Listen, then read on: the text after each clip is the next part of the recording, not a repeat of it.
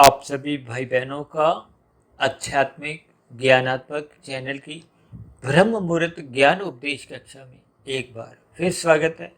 आज की चर्चा का विषय है आत्मा की आवाज़।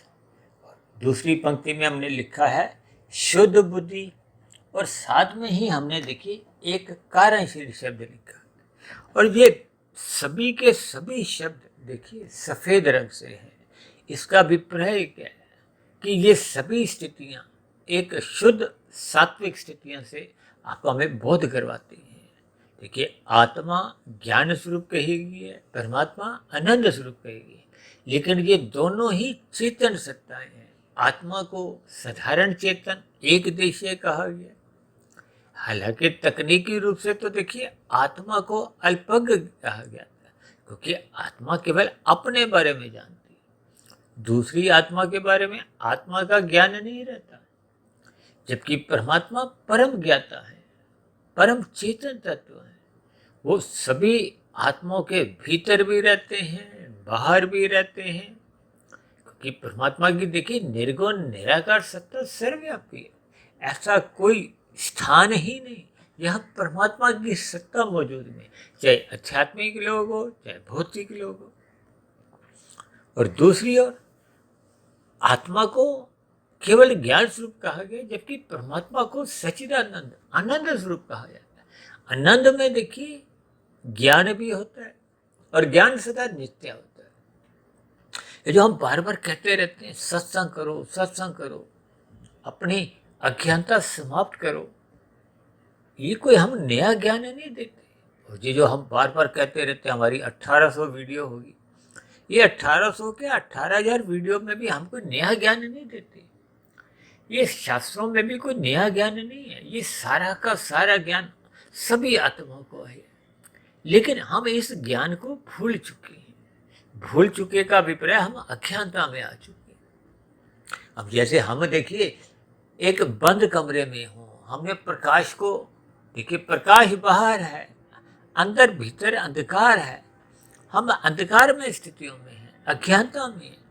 अज्ञानता में क्यों आ गए? क्योंकि हमने प्रकृति की सम्मुखता मर्यादा से अधिक बढ़ा ली। प्रकृति की सम्मुखता बढ़ाने का अभिप्राय विषय भोगों से है, रजोगुण से है, तमोगुण की स्थितियों से है। क्योंकि तमोगुण को पदार्थों से जोड़ा गया है, रजोगुण को क्रिया से जोड़ा जाता है, और सत्वगुण को ज्ञान से जोड़ा जाता है। संसारी सुखों की भी यदि हम एक सुख प्राप्ति करना चाहते हैं, तो आपको हमें पदार्थों से सुख लेने के लिए क्रिया करनी होती है, और क्रिया यदि ज्ञान पूर्वक नहीं है तो फिर आपको हमें सुख नहीं मिलता। वो सुख मिलता है तो आधा अधूरा मिलता है, पूर्ण रूप से सुख नहीं मिलता। अक्सर हम एक उदाहरण देते हैं ना, आपके हमारे घरों में पत्नी, बहन, माता, गृहिणी, ये जो खाना बनाते हैं इनको ज्ञान होता है। ठीक है, पदार्थ तो सभी के घरों पे रसोई में रखे हुए हैं, मिर्च मसाले भी हैं, दालें भी रखी हैं, सब्जियां भी रखी हैं, आटा चावल ये सब पदार्थ हैं, गैस का चूल्हा भी है, बर्तन भी रखे हैं। लेकिन इनका सम्मिश्रण कैसे कैसे कितने कितने अनुपात में करता है, फिर कितनी आंच पे कितने कितनी स्थिति में रोटी बनानी है, चावल बनाने हैं, ये ज्ञान की स्थितियाँ, यानी कि पदार्थ, क्रिया और ज्ञान। देखिए, ये तीन गुणों का खेल यदि मनुष्य को समझ में आ गया तो ये संपूर्ण सृष्टि आपको फिर ये एक बहुत ही एक ज्ञान देगी, परमात्मा से जुड़ने में सहायक बन जाएगी। अन्यथा यदि हम इस माया को भी ज्ञानपूर्वक समझते नहीं है, ज्ञानपूर्वक समझने का अभिप्राय सत्वगुण का संग करने से विशेष रूप से होता है, क्योंकि मनुष्य जोनि को कर्म जोनि कहा गया, साधना जोनि कहा गया। साधना जोनि का बस इतना ही लाभ है कि मनुष्य जोनि में हम ये जन्म मरण का जो एक बंधन है, क्योंकि जन्म कोई भी है दुखमय है, मरण भी दुखमय है, और जन्म मरण के बीच का जो एक जीवन है, भले ही हम बार बार कहते रहते हैं कि अमुक काम करने से आपको में सुख मिलता है, लेकिन ये सुख के बाद फिर दुख मिलता है। और सरल शब्दों में शास्त्रों में ही कहा गया है कि यहाँ त्रिविधता नित्य बने रहते हैं।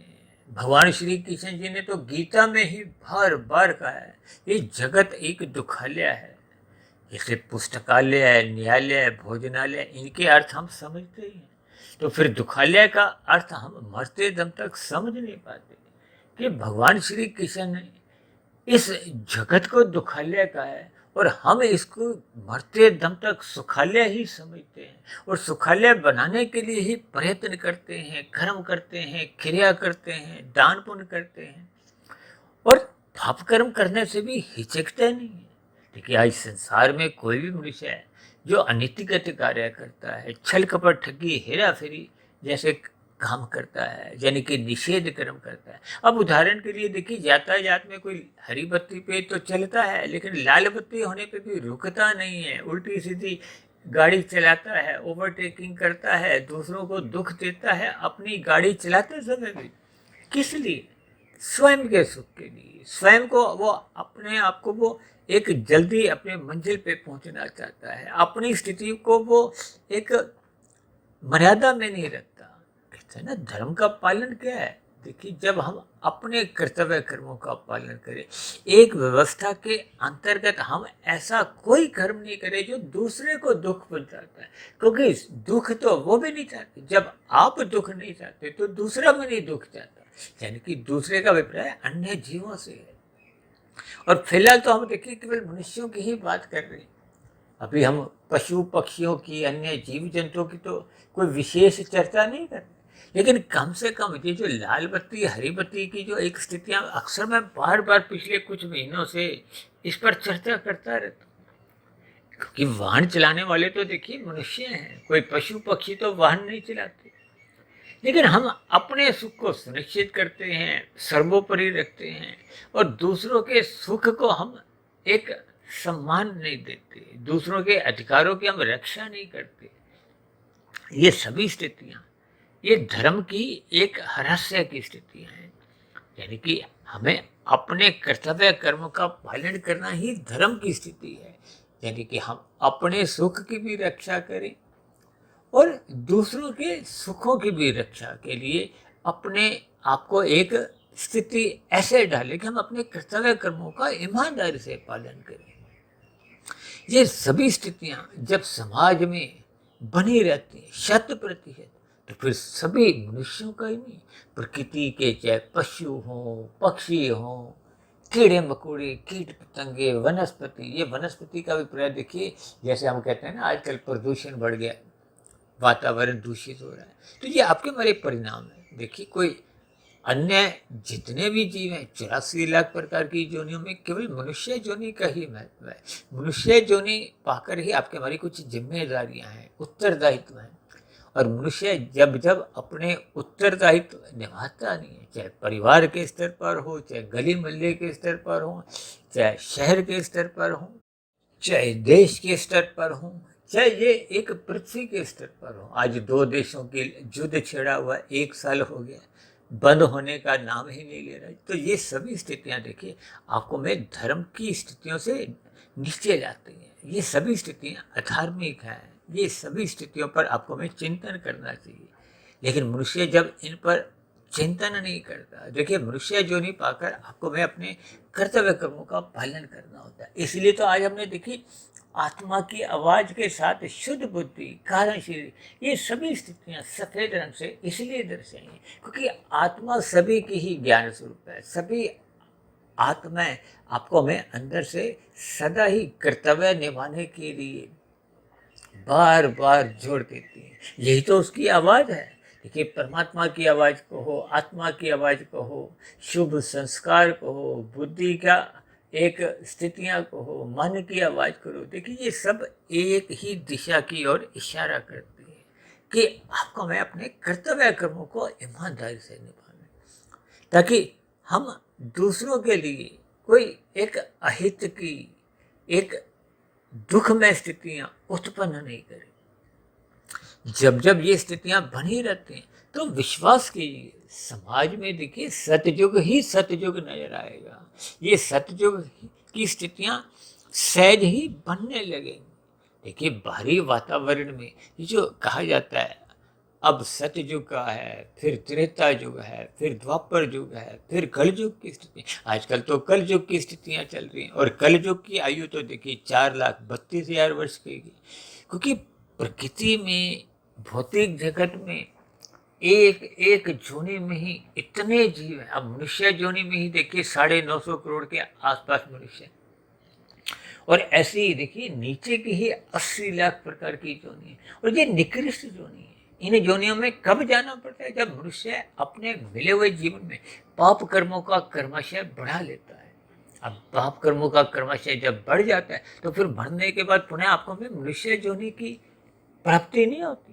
क्योंकि मनुष्य योनि की प्राप्ति के लिए शास्त्रों में कहा गया कम से कम संचित कर्मों में।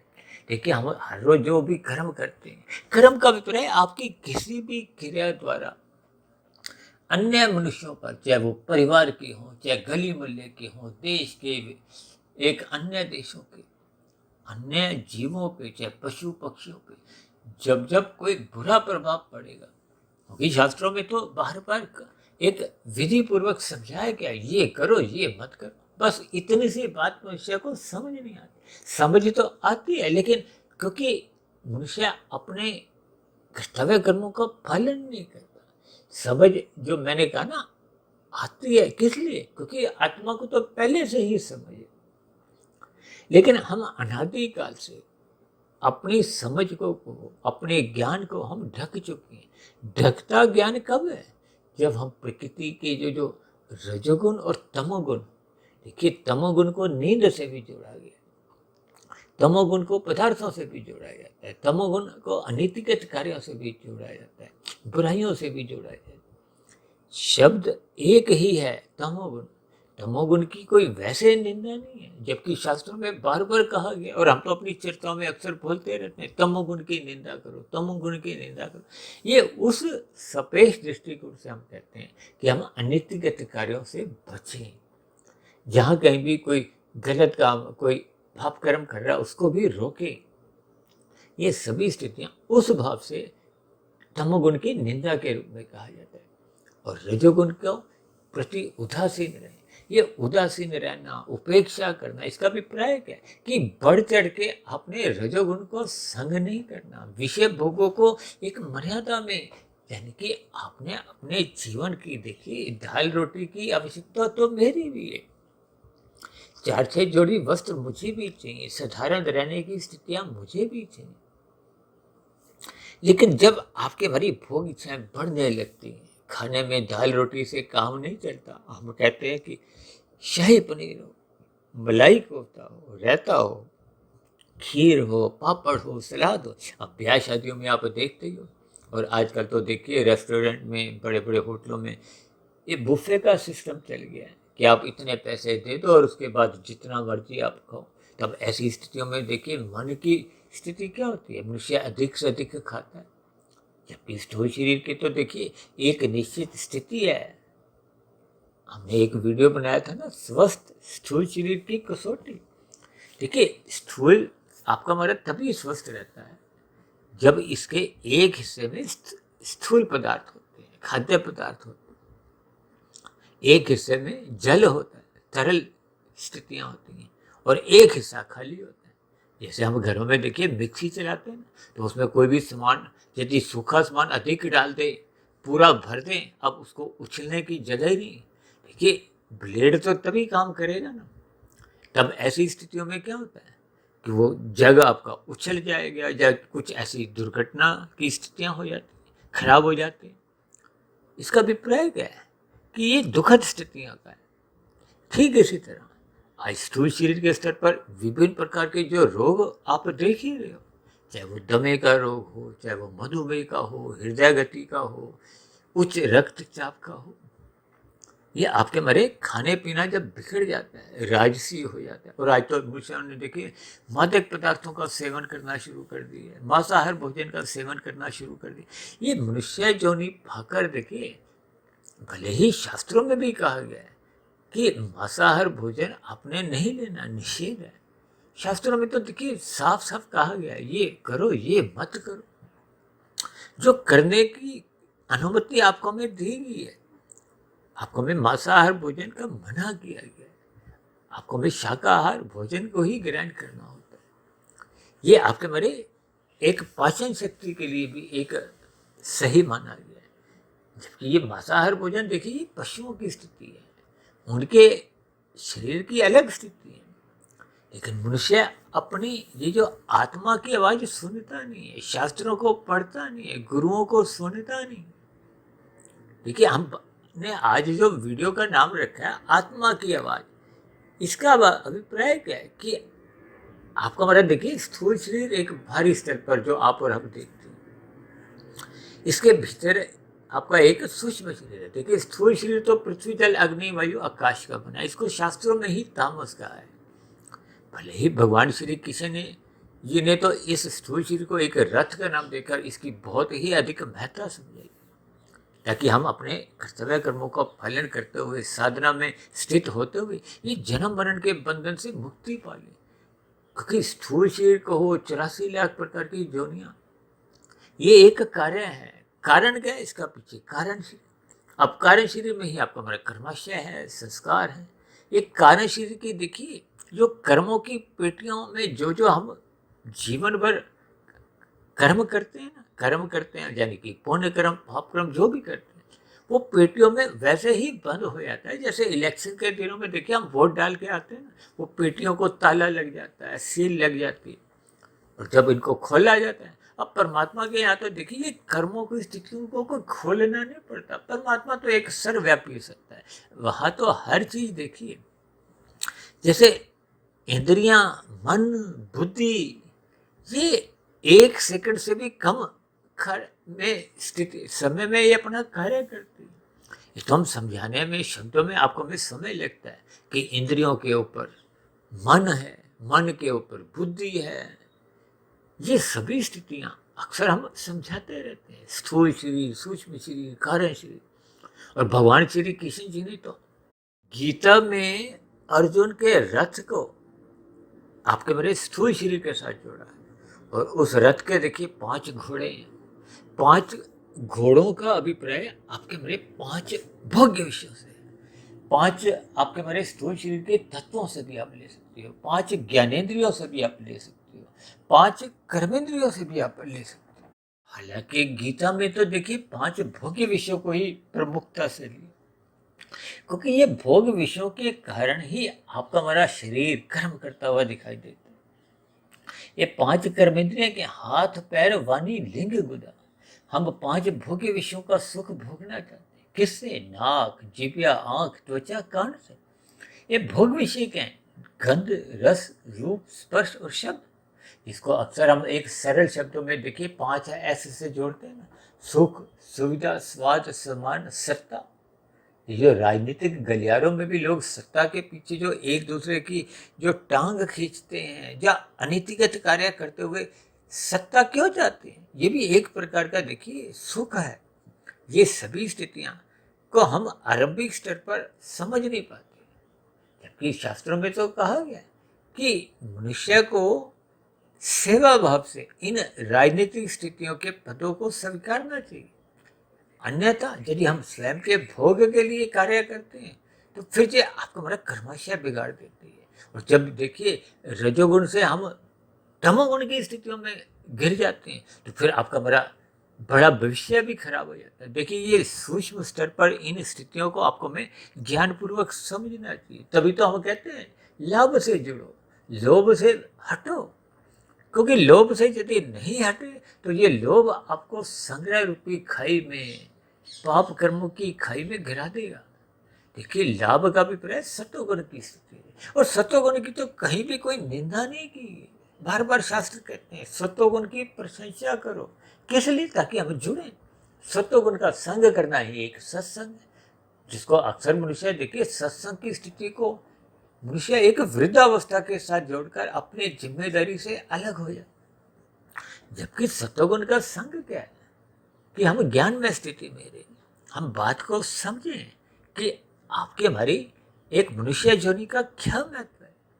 क्योंकि मनुष्य योनि कर्म योनि है और साधना योनि इसलिए क्योंकि हम ये जन्म मरण के बंधन से यदि मुक्ति पाना चाहते हैं, इस मिले हुए जन्म को अंतिम जन्म बनाना चाहते हैं। किस लिए? क्योंकि हम परम सुख तो पहले से ही चाहते हैं, ये तो आत्मा ही चाहती है। ये तो हम अनादिकाल से जो भोगों में ही रुचि रखते हैं। किस लिए? सुख पाने के लिए। कोई भी मनुष्य रसगुल्ला क्यों खाना चाहता है? सुख पाने के लिए। वो सुख का अभिप्राय, वो परम सुख चाहता है। वो नहीं चाहता कि पहला रसगुल्ला खाए तो सुख मिले, दूसरा कम सुख मिले। वो चाहता और सुख मिले। जबकि पहला रसगुल्ला ही सुख देता है, दूसरा उतना नहीं देता, और तीसरा दूसरे के तुलना में भी उतना सुख नहीं देता, और चौथा पांचवा आपको दुखी करता है। फिर हम उस सुख को छोड़ देते हैं, फिर हम कोई दूसरा नया सुख पकड़ते हैं। यही स्थिति में आपका हमारा जीवन बीत जाता है। ये 5 प्रकार के सुखों को ही हम कभी पकड़ते हैं, पकड़ने के लिए कर्म करते हैं, फिर भोगते हैं। किन से? 5 ज्ञानेंद्रियों से। और जब वो भोग आपको हमें अच्छे नहीं लगते, अच्छे कब नहीं लगते? जब वो सुख देते नहीं है, वो दुखद स्थितियां उत्पन्न करते हैं। देखिए, प्रकृति का कोई भी सुख क्रमशः दुख देता है। ये अल्पकालिक सुख होते हैं। यही तो माया जो दिखती है, यानी कि ये सुख देते हुए दिखाई देते हैं। और इसी के लिए मनुष्य, देखिए, इन्हीं सुखों की प्राप्ति के लिए मनुष्य छल कपट ठगी हेरा फेरी करने से भी हिचकता नहीं और अपना कर्माशय बिगाड़ लेता है। और कर्माशय इतना गहरे तल पर बिगड़ जाता है कि फिर मनुष्य का वो जो संचित कर्मों का जो कर्माशय की स्थिति है वो बिगड़ने लगती है। पाप कर्म अधिक हो जाते हैं, अधिक अनुपात में हो जाएंगे, पुण्य कर्म कम रह जाएंगे। तो फिर नीचे की जोनियाँ वे प्रकृति आपको हमें जन्म देने को बाध्य कर देती है। देखिए, इन सभी स्थितियों को अक्सर हम समझाते रहते हैं, कर्म फल सिद्धांत की स्थितियों को आप समझो। जबकि परमात्मा एकमात्र आनंद स्वरूप है। यदि हम साधना करते करते हमने, देखिए, कार्यशील को शुद्ध करना है। अब देखो, हम जो कर्म करते हैं उसका कर्माशय तो बनता ही है, उससे संबंधित तो संस्कार बनते हैं।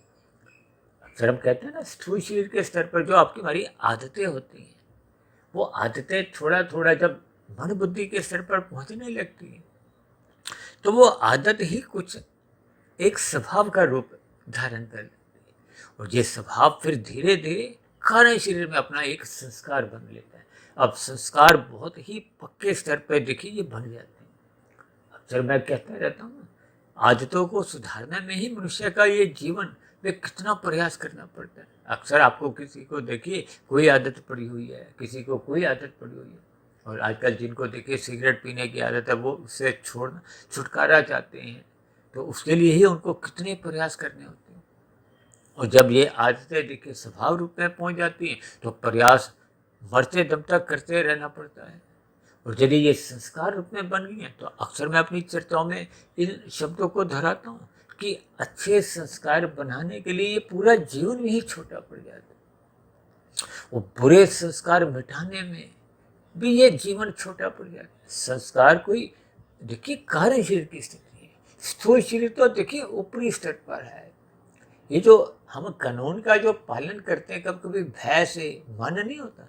आज संसार में देखिए, अब भारत जैसे देश में ये जो हम स्कूटर चलाते समय, मोटरसाइकिल चलाते समय हेलमेट पहनते हैं, अधिकांश मनुष्य इसलिए नहीं पहनते कि उनके सिर की रक्षा हो, उनकी कोई दुर्घटना में ऐसा स्थिति नहीं पहुंचे कि उनको कोई नुकसान हो।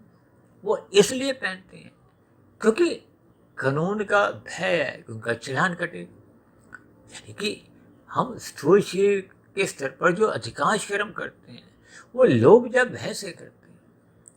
यदि हम मन से स्वीकार करते हैं कि नहीं, ये मेरे पहनना मेरे हित के लिए, अब जैसे लाल बत्ती पे रुकते हैं तो ये मन बुद्धि के स्तर पर आपका एक अच्छा विचार होना चाहिए।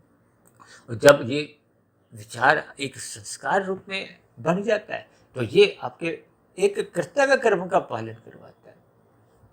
इन सभी स्थितियों को हम देखिए प्रतिदिन ही किसी न किसी रूप में, किसी न किसी वीडियो के अंतर्गत हम इन सभी स्थितियों पर चर्चाएं करते रहते हैं। वो तो हमारा वीडियो का जैसा जैसा नाम होता है, उस नाम के अंतर्गत हमारे एक विशेष दृष्टिकोण उस दिशा की ओर पहुंचने का होता है।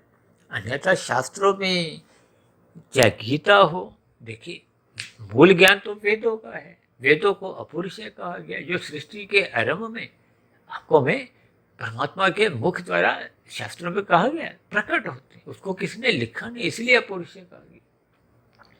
लेकिन वो वेद बहुत ही गहरे तल पे एक ज्ञान देते हैं। उनका सरलीकरण मायातीत महापुरुषों ने, मायातीत का अभिप्राय जो जन्म मरण के बंधन से मुक्ति पा लेते हैं। भले ही उनका स्थूल शरीर अभी बना हुआ है, लेकिन कारण शरीर पूर्ण रूप से शुद्ध हो जाता है। जो आज हमने देखी शुद्ध बुद्धि दिखाई है लिखी हुई, और कारण शरीर ये जब मायातीत की स्थिति पे होता है, जब पूर्ण मायातीत हो जाते हैं, तो फिर आपको में आत्मा की परमात्मा की स्पष्ट आवाज़ें सुनाई देती हैं। देखिए ये एक भावार्थ है, इनको समझना होगा। जब तक कोई मायातीत की स्थिति को नहीं होता, तो उसके जीवन में भी गुणों का प्रभाव कुछ ना कुछ अंश में बना रहता है। तभी तो हम अपनी चर्चाओं में कहते रहते हैं कि देखिए मैं भी एक मायावादी ही हूँ। तभी हम अपने नाम के साथ क्या जोड़ते हैं, आपका आध्यात्मिक मित्र। जैसे आप हो वैसे मैं हूँ आपका मित्र। एक आध्यात्मिक विषयों पर हम आपस में एक विचार विमर्श करते हैं। इन सभी स्थितियों को ज्ञानपूर्वक समझते हुए अपने जीवन में आपको में आध्यात्मिक उन्नति करनी चाहिए, क्योंकि कारण शरीर जैसे जैसे शुद्ध हो जाता है, जैसे मायातीत तो महापुरुषों को परमात्मा की स्पष्ट आवाज सुनाई देती है। परमात्मा की आज्ञा अनुसार वो वेदों के ज्ञान का सरलीकरण उन्होंने उपनिषदों में किया। अब उपनिषदों से भी और अधिक सरलीकरण मायातीत तो महापुरुषों ने विभिन्न प्रकार के पुराण लिखे, उनमें कुछ कहानियां जड़ के वे एक ज्ञान की स्थितियों को और सरल भाषा में समझाया। जैसे हम छोटे छोटे बच्चों को रात को सोते समय दिन में उन्होंने जो शरारत की होती है, उस शरारत का सुधार करने के लिए, उस बुराई को मिटाने के लिए, शुभ संस्कार उनमें डालने के लिए हम भी उनको रात को सोते समय कुछ कहानी बनाकर समझाते हैं। ठीक उसी तरह ये विभिन्न प्रकार के पुराण जो लिखे, ये विभिन्न प्रकार की कहानियों को ऐसे एक गढ़ा गया, कहा गया, ताकि बात आपको में समझ में आए, ताकि आपका मेरा रजोगुण बिगड़े नहीं, हम सत्वगुण में जाएं। ये जितने कर्म कांड हैं ये आपके मेरे जीवन में इसलिए करने आवश्यक हैं कि ये आपको मेरे रजोगुण में डूबने नहीं देते। क्योंकि रजोगुण में जब जब कोई डूबेगा तो गिरेगा कहाँ, तमोगुण में। तमोगुण में गिरेगा तो वो पाप कर्म करेगा ही। ठीक है, इन सभी स्थितियों को आपको हमें ज्ञानपूर्वक समझना होगा। जैसे जैसे आपका हमारा देखिए मन बुद्धि के अधीन में रहता है। देखिए तकनीकी रूप से तो मन बुद्धि के अधीन है। यही उपदेश तो भगवान श्री कृष्ण जी ने गीता में अर्जुन के रथ की जो एक लगाम है, लगाम क्या है, एक मन है। ये जो 5 ज्ञानेंद्रियां और 5 कर्मेंद्रियां आपके हमारे स्थूल शरीर की, इनको मन द्वारा नियंत्रित करना है। और मन द्वारा नियंत्रित करने का अभिप्राय मन सात्विक बनाओ, क्योंकि बुद्धि को सही गलत की पहचान है, मन को नहीं। अब मन तो पहला रसगुल्ला भी चाहता है, दूसरा भी, तीसरा भी। मन ही तो ब्याह शादियों में देखिए कितने अधिक व्यंजन ऐसे ले लेता है कि उसके पेट में तो जगह नहीं है, तो फिर वो रोग उत्पन्न करते हैं, रोग आपको में पीड़ा देते हैं। इसलिए तो शास्त्र आपके हमारे मार्गदर्शक है। वो उन सभी स्थितियों से आपको में रोकते हैं जो आपको भविष्य में दुख देती है। और ये रजोगुण देर से फिर आपको में दुख देता है, तमोगुण में गिराता है। अक्सर वृद्धावस्था में देखिए आपके हमारे जो अधिकांश दुखों का कारण वो युवावस्था में भोगे गए अमर्यादित राशि भोग ही होते हैं। इन सभी स्थितियों को आपको में ज्ञानपूर्वक समझते हुए अपनी आत्मा को आवाज सुनने के लिए कार्यशील पूर्ण रूप से शुद्ध करना होता है। यानी शुद्ध बुद्धि हो। शुद्ध बुद्धि की बुद्धि देखिए आत्मा की पड़ोसन है। जैसे कार्यशील आपका आत्मा के ऊपर प्रत्यक्ष रूप से एक उसका संबंध है, क्योंकि कार्यशील जब शुद्ध हो जाएगा तो आत्मा तो पहले से ही शुद्ध थी। आत्मा पे जो अज्ञानता की स्थितियां वो देखिए तमोगुण ने मल रूपी, मल क्या है, जैसे काला रंग किसी पे कर दो तो फिर कुछ नहीं नजर आता। मुझे ध्यान आ रहा है 1971 में जब भारत पाकिस्तान का युद्ध चल रहा था, तो सरकारी दिशा निर्देश के अंतर्गत जो हम बल्ब जलाते थे उसके आगे काला रंग का एक कागज या कपड़ा लगाते थे ताकि रोशनी बाहर नहीं जाए। ठीक इसी तरह देखिए जब ये तामसी स्थितियों में विषय लिप्त रहता है तो अज्ञानता की स्थिति आपके हमारे ज्ञान रूपी प्रकाश को ढक देती है। ये ढकने का अभिप्राय क्या है कि हम अज्ञानता में आ जाते हैं। जब अज्ञानता में आत्मा आ जाते हैं तो वो परमात्मा से विमुख हो जाते हैं। जब अब 50% से अधिक आपकी हमारी आत्मा परमात्मा से विमुख हो जाती है तो उसकी सुमुखता कहाँ होती है? संसार में, संसारी विषय भोगों में। आज कल युग में देखिए मनुष्य की लगभग 90, 95, 98, 99% आत्मा कहाँ सम्मुख है? संसार में। ये 24/7 का जो एक स्थिति है विषय भोगों की, और आपको में ले जाती है। विषय भोगों के लिए मनुष्य पाप कर्म करता है। इन सभी स्थितियों को ज्ञान पूर्वक समझना होगा। यानी जितने जितने अंश में आपके हमारी बुद्धि सात्विक बनती है, सात्विक बुद्धि में ही विवेक शक्ति जगती है। विवेक शक्ति ही परमात्मा से जोड़ती है। योग की स्थितियां, ये जो कर्म योग, ज्ञान योग, भक्ति योग की स्थिति, ये आपके हमारे कारण शरीर को शुद्ध करते करते जब पूर्ण रूप से शुद्ध हो जाते हैं, बुरे संस्कार दग्ध बीज हो जाते हैं, तो फिर आत्मा पे किसी भी प्रकार का आवरण नहीं है। आत्मा और परमात्मा को तो पहले से ही सजाते हैं। जब 90% आत्मा जाग जाती है तो आपको हमें परमात्मा की 90% आवाज सुनाई देती है। परमात्मा की कहो, आत्मा की, सब एक ही बात है। देखिए जैसे ही आत्मा 100% शुद्ध हो जाती है, कारण शरीर 100% शुद्ध हो जाता है, शुद्ध बुद्धि हो जाती है, शुभ संस्कार हो जाते हैं, तो फिर स्थूल शरीर के मरने पे आत्मा पे कोई बंधन नहीं है। कारण शरीर पूर्ण रूप से शुद्ध, स्थूल शरीर तो देखिए सभी के ही मृत्यु को प्राप्त होते हैं। चाहे कारण शरीर शुद्ध है या अशुद्ध है। जब स्थूल शरीर की मृत्यु हो जाती है, स्थूल शरीर की मृत्यु कब होती है? जब वो अपना प्रारब्ध जो उसको जन्म के साथ ही मिला होता है, वो प्रारब्ध खत्म होते ही स्थूल शरीर की मृत्यु होती है। और फिर यदि आपका हमारा कारण शरीर शुद्ध नहीं था, जैसे जैसे कर्मों की स्थितियां होती हैं, संस्कारों की, उसके आधार पर फिर एक नई जोनी मिलती है, जिसका हमने देखिए विस्तार से एक वीडियो बनाई थी लगभग 3 साल पहले, मनुष्य के मरने के बाद का अगला जन्म। वो वीडियो बहुत लंबी थी, लगभग 3 घंटे की। इन सभी स्थितियों को आपको मैं ज्ञान पूर्वक समझते हुए अपने मिले हुए जीवन के अवसर का लाभ उठाते हुए परमात्मा को पाने का प्रयास करना चाहिए। इस दिशा की ओर हम जितना अधिक चल देते हैं, जितनी अधिक अनुपात में हम आध्यात्मिक उन्नति कर लेते हैं, वो मरने के बाद भी सुरक्षित बनी रहती है। पुनः आपको हमें मनुष्य जोनी मिलती है, संस्कारी माता पिता मिलते हैं, गुरुजनों का आशीर्वाद मिलता है, ताकि हम आगे की उन्नति करते करते पूर्ण स्थिति को प्राप्त हो, मायातीत हो, मोक्ष काल की स्थिति को प्राप्त हो, आध्यात्मिक शरीर की प्राप्ति हो। यानी फिर आत्मा एक लंबे काल के लिए आनंदमय स्थिति में विचरण करती है परमात्मा के सानिध्य। तो ऐसी सभी शुभ स्थितियां हम सभी भाई बहनों के जीवन में भी बनने लगी। इन्हीं शुभकामनाओं के साथ चर्चा विशेष को अब यहीं विश्राम देते हैं। शाम को फिर मिलते हैं संध्या बेला ज्ञान कक्षा में। तब तक आप अपने आध्यात्मिक मित्र सुधीर भाटिया फकीर को इजाज़त दें। फिर भी वीडियो संबंधित आपके मन में कोई प्रश्न उठ रहा हो तो आपके प्रश्नों का, आपके सुझावों का और कोई शिकायतों का भी, यदि मेरे कहे गए शब्दों पे आपको कोई मतभेद हो, शिकायत हो, तो ऐसी सभी शिकायतों का भी नीचे दिए गए कमेंट्स बॉक्स पर स्वागत है।